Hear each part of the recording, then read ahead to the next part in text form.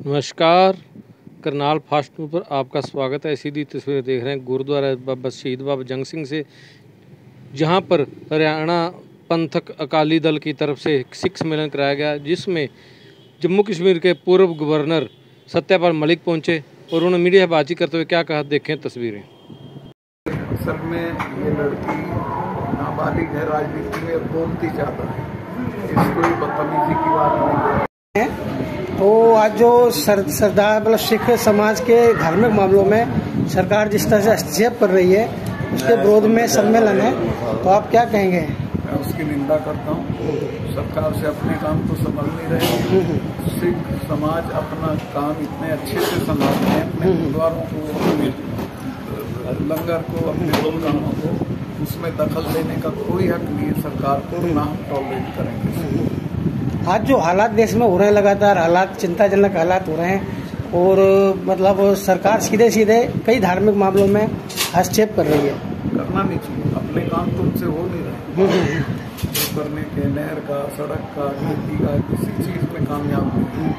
तो धार्मिक मामलों में जहाँ लोग अपने से अच्छा काम कर रहे हैं, उसमें क्यों पढ़ना चाहिए?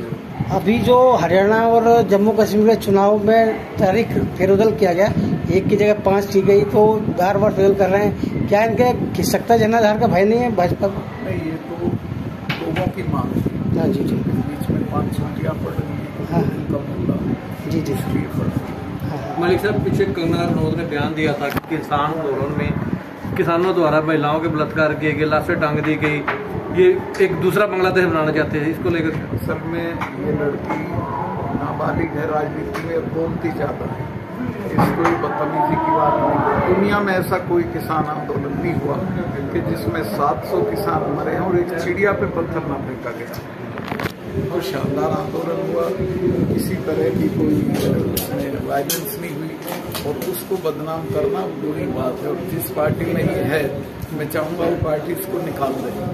सर, उनकी द्वारा फिल्म बनाई गई है इमरजेंसी को लेकर काफी बात पैदा हो चुकी है, इसको क्या करना? वो मुझे मालूम नहीं क्या है। सर, मेरा एक क्वेश्चन ये है कि बीजेपी अपने कारकुनों के द्वारा, अपने वर्कर्स के द्वारा गुरुद्वारों पे सीधा कब्जा कर रही है, जैसे दिल्ली कमेटी में कर लिया, हमारे हजूर साहब पे कर लिया, और अब हरियाणा कमेटी पे भी इनका कब्जा है। तो उसके जरिए ये हमारा इतिहास भी बदल रहे हैं और हमारे इतिहास के अंदर इंटरफेरेंस भी कर रहे हैं। उसके लिए आपकी नज़र में क्या ठोस कदम उठाया जाए? मेरी नगर में ठोस कदम ये उठाया जाए कि इकट्ठा रहो और इनकी मुखालफत करो और इनको उखाड़ कर फेंको। जिस तरह से विरोधियों पर लगातार दमन कर रही है भाजपा, वो सरकार अभी भी हरियाणा में भी ईडी के लगातार कार्रवाई शुरू हो गई।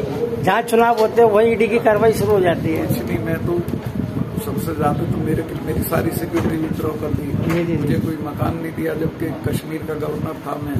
370 मेरे कलम से हटी थी, मुझे पाकिस्तानियों से भी खतरा था, लेकिन बदले की भावना की वजह से मैंने सब सिक्योरिटी विड्रॉ कर ली। मुझे कोई परवाह नहीं है, मैं लड़ूंगा इनसे।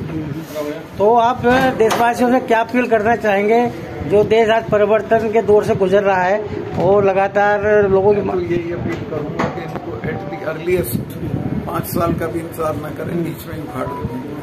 क्या जो घटना जनाधार नहीं था, जो भाजपा लगातार कहाँ 370 की बात कर रही थी, वहाँ 230 सीटों पर सिमट के रह गई। जो भाजपा का खिसकता जनाधार रहा, सीटें कम हुई, हरियाणा में भी 5 सीटें आई और दिल्ली में भी जो संसद में सीटें कम आई, बुरी तरह हरी हारी। जहाँ किसान आंदोलन था जी उन्हीं खित्तों में हरी है, और आगे तो भी उनका पता ही नहीं चलेगा। तो पार्टियों ने इनको सपोर्ट कर दिया, और सरकार तो अभी नहीं बनती। हाँ, तो आप देश का भविष्य कैसा सोचते हैं? देखिए, ये देश बहुत महान है। ये ना मुगलों से खत्म हुआ, ना अंग्रेजों से हुआ। इनसे क्या होगा? देश के लोग हैं, खड़े हो जाएंगे, लड़ेंगे और आगे बढ़ेंगे। तो किसान आंदोलन द्वारा मतलब किसानों की समस्या आज तक सोल्व नहीं हुई। प्रधानमंत्री ने कहा कि किसानों का मतलब आय दुगनी कर देंगे, वो भी नहीं हुई। आज युवा भी परेशान है, किसान भी परेशान है। देखिए, तो किसान तय करेंगे, पर लड़ना पड़ेगा। इनसे कोई चीज़ आप बिना लड़े नहीं लिया।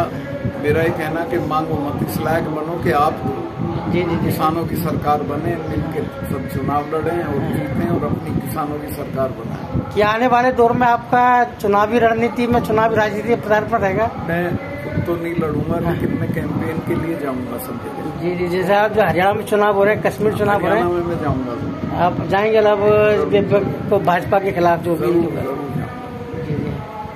तो आप हरियाणा के मतदाताओं से क्या अपील करना चाहेंगे जो हरियाणा में चुनाव है? मतदाताओं से यही करना चाहूंगा कि इनसे पिंड सुखाएं और गैर बीजेपी सरकार बने। आपका जो गवर्नर का कार्यकाल काफी शानदार रहा, ऐतिहासिक रहा। जम्मू कश्मीर गवर्नर के रूप में आपके टाइम में आतंकवादी भी काफी मारे गए, काफी लोगों को सरेंडर किया, वो आपने खुद सरेंडर कराया कि आतंकवादियों से।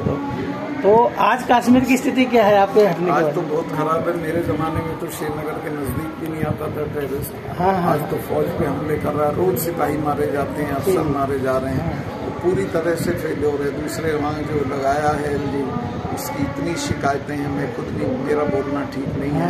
आप जाके पता करो, पूरा गवर्नर हाउस दलालों से भरा रहता है। Thank you. यहाँ तो इतने कहूँगा कि सिख समाज के कामों में सरकार को कोई हस्तक्षेप नहीं करना चाहिए। सरकार से अपने काम तो हो नहीं रहे, न सड़कों का, न नहर का, न खेती का, न बिजनेस का, और वो सिख समाज अपने कामों को इतनी शानदार तरीके से अंजाम देता है कि जिसका कोई हिसाब किताब नहीं। और देश में कभी कोई संकट आता है तो सिख संगत आगे आगे रहती है, तो उनके काम में कोई हस्तक्षेप नहीं करना। चुनावों की जो तारीख है हरियाणा के अंदर वो 1 से 5 हो गई है, जो नतीजे आने थे वो 4 से 8 हो गए हैं, जम्मू कश्मीर में भी और हरियाणा में भी। आप कैसे देखते हैं? ये ठीक है, ये तो डिमांड थी लोगों की, क्योंकि उसमें ये खतरा था कि छुट्टियाँ थी जो लोग कम वोट करेंगे। किस जम्मू कश्मीर में चुनाव हो रहे हैं, आप वहाँ के उपराज्यपाल रहे हैं, कैसे देखते हैं? वहाँ पर लोगों का क्या मन है? जम्मू कश्मीर में काफ़ी गिरावट आई है। मेरे ज़माने में तो खैर श्रीनगर के नज़दीक नहीं आते, अब तो फौज पे हमले कर रहे हैं, फोर्सेस पे हमले कर रहे हैं, थानों पे हमले कर रहे हैं, और हौसला बढ़ा हुआ है, और वहाँ कोई सरकार नाम की चीज़ नहीं। आपको ऐसा लगता है कि जो बीजेपी सरकार है वो नाकाम रह रही है? नाकाम नहीं, 100% ही नाकाम है। दिल्ली में भी, श्रीनगर में भी। हरियाणा में क्या लगता है मलिक साहब आपको? वो तो जनता तय करेगी, मैं तो क्या कहूँ, पर मैं चाहूँगा कि यहाँ बीजेपी को हराएं और बाकी तो पार्टियाँ उनको जिता के दें। किसान लगातार बैठे हुए हैं, किसान दोनों बॉर्डरों पर बैठे हुए हैं, उनसे कल नई कॉल्स दी हैं अलग अलग। मैं तो किसानों के हर आंदोलन के पक्ष में हूँ और उनका सहयोगी हूँ, जहाँ बुलाएंगे मैं जाऊँगा।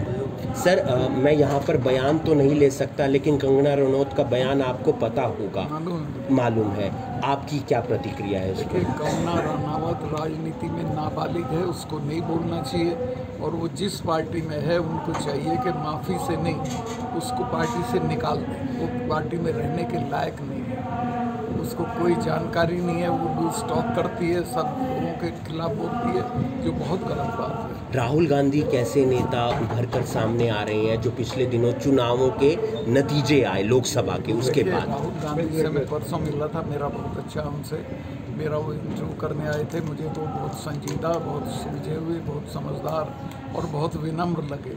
टू द एक्सटेंट बाहर आए तो मेरे ड्राइवर को भी नमस्ते किया उन्होंने। बहुत अच्छे हैं और भगवान उनको दूर तक ले जाए। एक चीज़ और जानना चाहूँगा, तीसरी बार मोदी सरकार बनी है, आपको क्या लगता है देश में कैसे काम होना चाहिए, किन बातों को ध्यान रखना चाहिए? देखिए, मोदी सरकार तो हरा दी थी लोगों ने, ये तो इन दो पार्टियों ने मिलकर बना दी। और आप अगर देखेंगे अहाता करके तो जिन इलाकों में किसान आंदोलन था वहीं वो हारे हैं। तो मोदी सरकार को सरकार में रहने का कोई अधिकार नहीं है, और उनको मैं क्या कहूँ, क्या करना चाहिए वो तो सब जानते हैं, लेकिन उनका तो एक ही एजेंडा है, पैसा कमाओ, भ्रष्टाचार करो और राज करो।